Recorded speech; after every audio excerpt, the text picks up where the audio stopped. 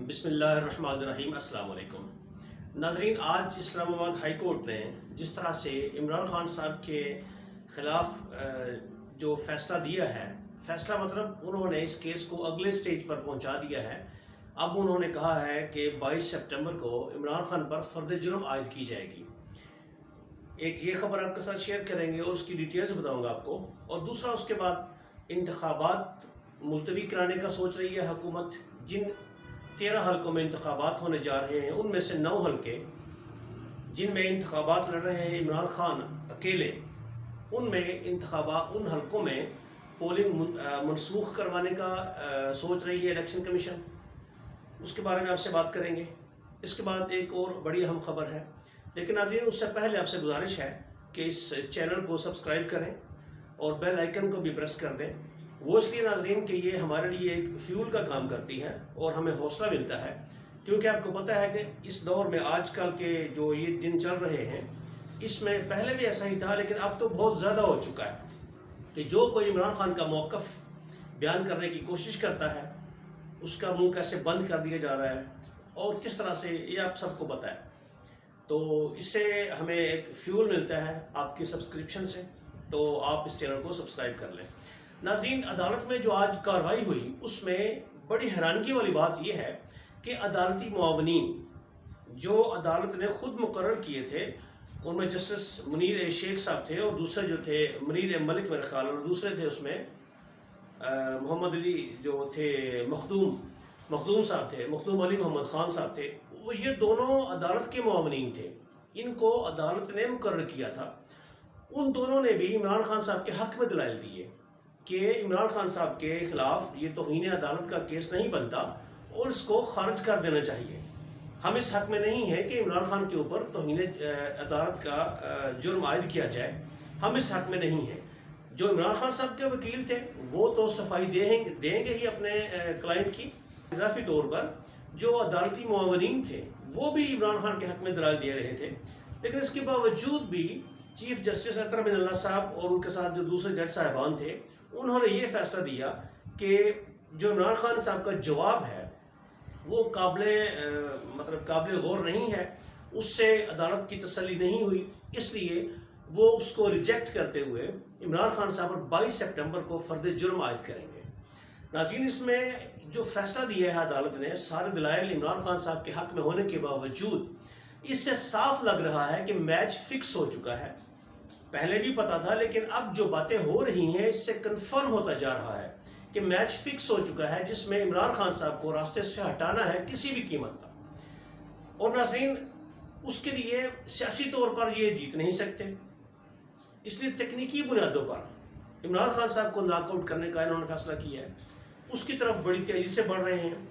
ये जो regime change operation था, उसकी तकमील के लिए बड़ी स्पीड से ये इम्पोर्टेड हुकूमत और उसको लाने वाले जो हैंडलर्स हैं, वो बड़ी स्पीड से उस तरफ बढ़ रहे हैं।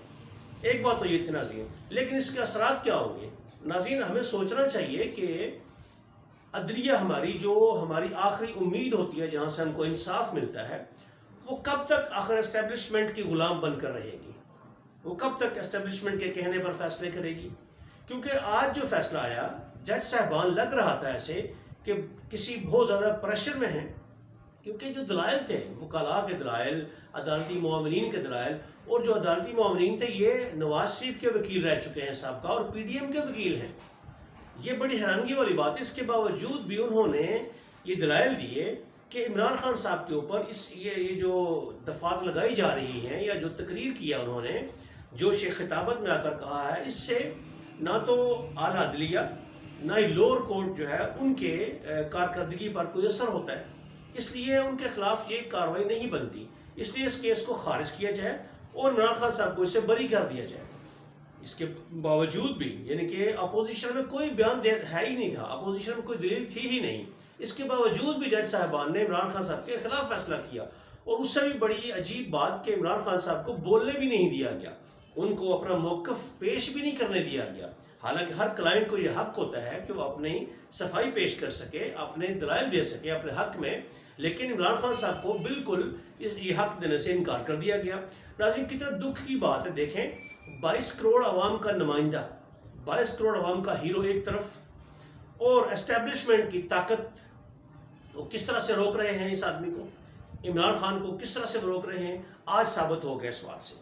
اس کی ایک اور دلیل چھوٹی سی آپ کو دیتا ہوں ناظرین۔ آج لاہور ہائی کورٹ میں جو کیس ہوا، جس کی سماعت ہوئی مریم نواز کے جو پاسپورٹ کیا کہ انہوں نے عدالت میں کیس کیا کہ پاسپورٹ مجھے دیا جائے، کیونکہ بیرون ملک جانا چاہتی ہیں اپنی فیملی کے پاس، کیونکہ ان کے سارے فیملی ممبرز، ان کے والد صاحب، ان کے بھائی سارے وہ تو آلریڈی انگلینڈ میں ہیں، تو یہ بھی وہاں جانا چاہتی ہیں۔ تو آج پھر سے جو عدالت، جو لاہور ہائی کورٹ کا جو بینچ بنا ہوا تھا، 2 ججز پر مشتمل تھا، جسٹس باقر نجفی صاحب اور ایک جو دوسرے جسٹس انوار الحق صاحب تھے، تو ان میں سے جسٹس انوار الحق صاحب نے انکار کر دیا اس کیس کو سننے سے۔ ناظرین اب دیکھیں، اس سے بھی ثابت ہوتا ہے کہ ہماری عدلیہ پر بہت پریشر ہے، لیکن ہماری عدلیہ کا جو ضمیر ہے وہ سمجھتے ہیں کہ یہ جو ہم سے کروایا جا رہا ہے یہ کسی بھی صورت میں نہ تو عوام کے حق میں ہے، نہ اس ملک کے مفاد میں ہے، اور نہ ہی کسی طرح سے بھی ہم یہ فیصلے کرنے کے ان کا ضمیر اجازت نہیں دے رہا۔ تو ناظرین دیکھیں، ایک اسلام آباد ہائی کورٹ کا فیصلہ دیکھ لیں، لاہور ہائی کورٹ کا فیصلہ دیکھ لیں، صاف لگ رہا ہے کہ کوئی پریشر ہے جو ان سے فیصلے کروائے جا رہے ہیں۔ لیکن ناظرین بڑے دکھ سے بات ہمیں کہنی پڑتی ہے کہ یہ کیوں ایسا کر رہے ہیں، آخر عمران خان کا قصور کیا ہے، اس بندے کو کیوں یہ راستے سے ہٹانا چاہتے ہیں؟ اتنا مقبول لیڈر ہے، اس کو راستے سے ہٹانا چاہتے ہیں، اور وہ بھی ایسے طریقوں سے جو طریقے بنتے ہی نہیں، نہ اخلاقی طور پہ، نہ قانونی طور پر، اور نہ آئینی طور پر۔ اس کے بعد ناظرین دیکھیں، اب جن حلقوں میں عمران خان صاحب نے ڈاکیومنٹس جمع کرائے ہیں اپنے انتخابات لڑنے کے لیے، 9 حلقے جو ضمنی انتخابات ہیں، وہاں پر انتخابات ملتوی کروانے کے لیے الیکشن کمیشن سوچ رہا ہے۔ انہوں نے ایک بیان دے دیا آج کہ ان حلقوں میں سیلاب کی وجہ سے جو انفراسٹرکچر ہے وہ تباہ ہو چکا ہے، ٹرانسپورٹ نہیں ملتی، وہاں پر بلڈنگز تباہ ہو چکی ہیں، اس لیے وہاں پر الیکشن ملتوی کرنے کے بارے میں وہ سوچ رہے ہیں۔ ابھی انہوں نے ایک دانہ پھینکا ہے تاکہ چیک کیا جائے کہ اس کا ریئیکشن کیا آتا ہے۔ تو ناظرین اب دیکھیں، ان سارے اقدامات سے لگتا یہی ہے کہ یہ عمران خان سے خوف زدہ بھی بہت زیادہ ہیں، لیکن اس کو روکنا بھی چاہتے ہیں ہر قیمت پر، الیکشن ملتوی کروا کے۔ یہ سوچ رہے ہیں، ابھی کیے نہیں ہیں، ابھی اعلان نہیں کیا انہوں نے، لیکن یہ پلاننگ ہو رہی ہے۔ یہ ماہ سپٹمبر ہے، اس میں پہلے سے ہی بہت سے خدشات ہیں کہ اس ماہ میں سپٹمبر میں آر پار ہوگا، کچھ نہ کچھ ہلچل ضرور ہوگی۔ ہم حکومتی ایوانوں میں، اپوزیشن میں، ہر جو سیاسی ماحول ہے یہ مکمل طور پر اس کے بدلنے کے آثار لگ رہے ہیں۔